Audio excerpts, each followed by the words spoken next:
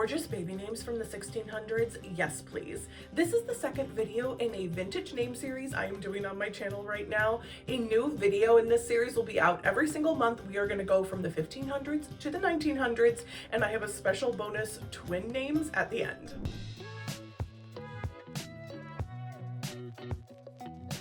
If you are like me, you love vintage names and these old-fashioned classics that are coming back in popularity right now. Like a year or so ago, I asked my community at Names with Steph if they would submit names from their own personal family trees, the most uncommon names they could find, and boy did they deliver. Wow, the amazing spreadsheet I have of names it's overwhelmingly awesome. Like, I don't even know what to do with it all. So I frequently make videos sharing a lot of the names, and I decided I wanted to do a series where I really narrowed down the best of the best from each century. I have 6 masculine names and 6 feminine names, and I am so excited to share them with you. Please let me know if you enjoy this series by hitting the like button, because that tells me to do more like them in the future.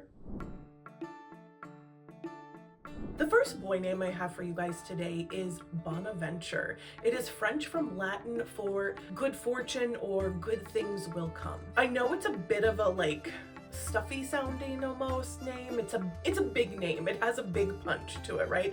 Bonaventure. But you can always go with a nickname for day-to-day things like Bo, Bonnie, Avon, or even Benny. You can get creative with nicknames. My second name from the 1600s that I was really drawn to for this list was Hans.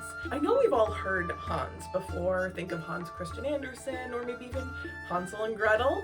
Hans is a German, Dutch, and Scandinavian name that was originally a shortened version of the name Johannes. Hans means God is gracious, and I just think it is so beautiful with that S ending, and a great shorter vintage name. We don't see a ton of those. Next up, we have the surname of Ledger. You might think of Heath Ledger.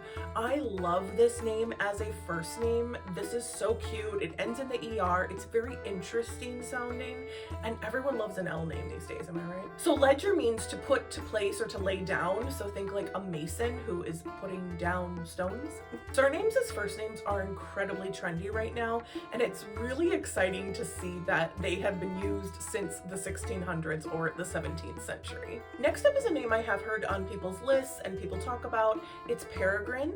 It makes me think of a peregrine falcon. It's Latin for traveler, wanderer, or pilgrim, and I think it has so many great nickname ideas. I think you could go with Perry, obviously, but you could also do something like Pip or Pippin for a little bit more unexpected flavor. If you're looking for a more uncommon bird name that lends itself to a really easy sounding nickname like Perry, Peregrine could be for you.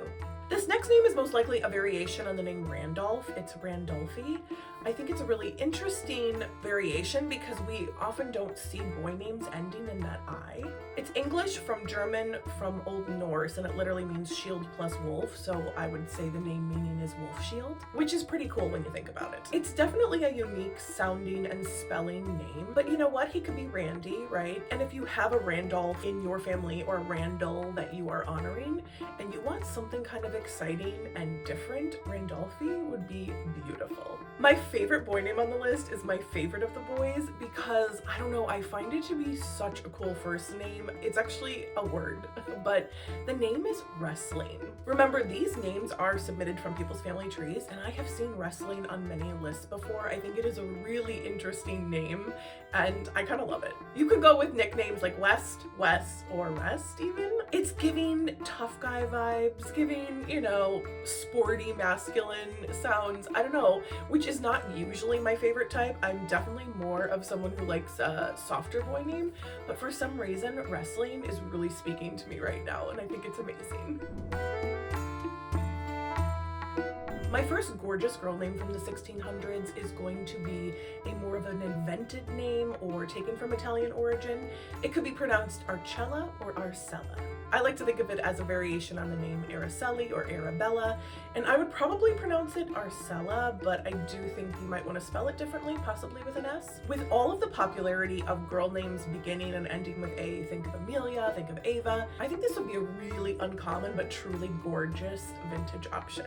The next name I have for you guys is Elsbeth, which is a variation on the name Elizabeth. It's the German variation, not to be confused with the Scottish variation, which I believe sounds pretty similar, Elsbeth. Elizabeth means God is my oath or pledge to God, and I really prefer these versions. I also love the nickname of Lilibet, which I think you could use with Elsbeth.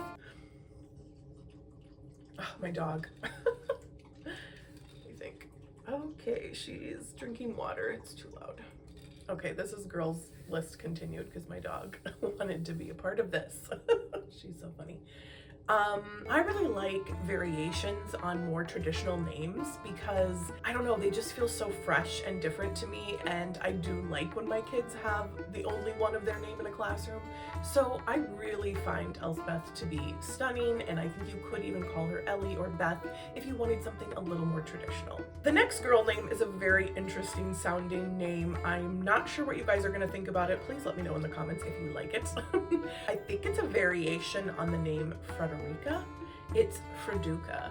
What do we think of that? Like, what a cool sounding, quirky sounding name, Freduca. If it is a variation on Frederica or Frederick, it means peaceful ruler, which is a stunning meaning. We love a peaceful ruler. And I don't know, the cute nickname of Freddie for a little girl makes me so happy that I wish like I could name a little girl Freddie at this moment right now, but that is not the case. So maybe one of you can put this name on your list, please. Anyone.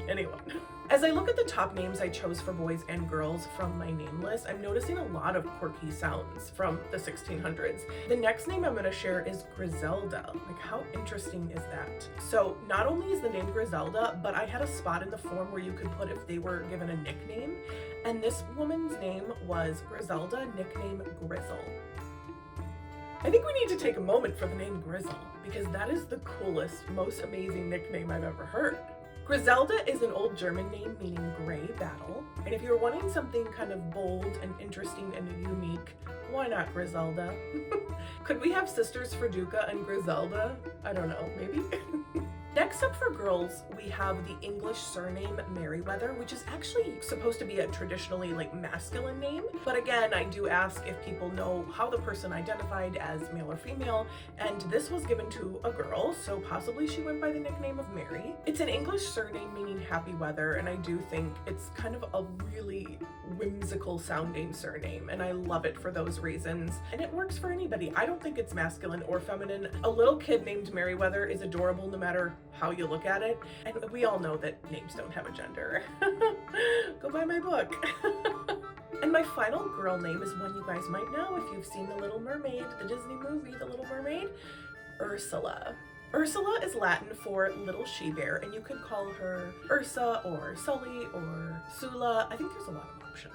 It definitely has a really strong association with The Little Mermaid, and the fact that she's a villain sometimes gives people pause, but also some people want to lean into darker meanings, some people embrace it, some people find it to be a very powerful sounding name, as do I, and I don't think you need to let The Little Mermaid stop you. That was like, what, early 90s? I think enough time has passed that if you really love the name Ursula, you should definitely consider it for your child. I have to show you guys my dog. Can you see her? Hi! Hi, Ken. Are you down there? Can anybody see you? Yeah, I think you're just begging me for food, huh? She's begging me so much today. Okay, yes, I give her too many treats. Got it. Noted.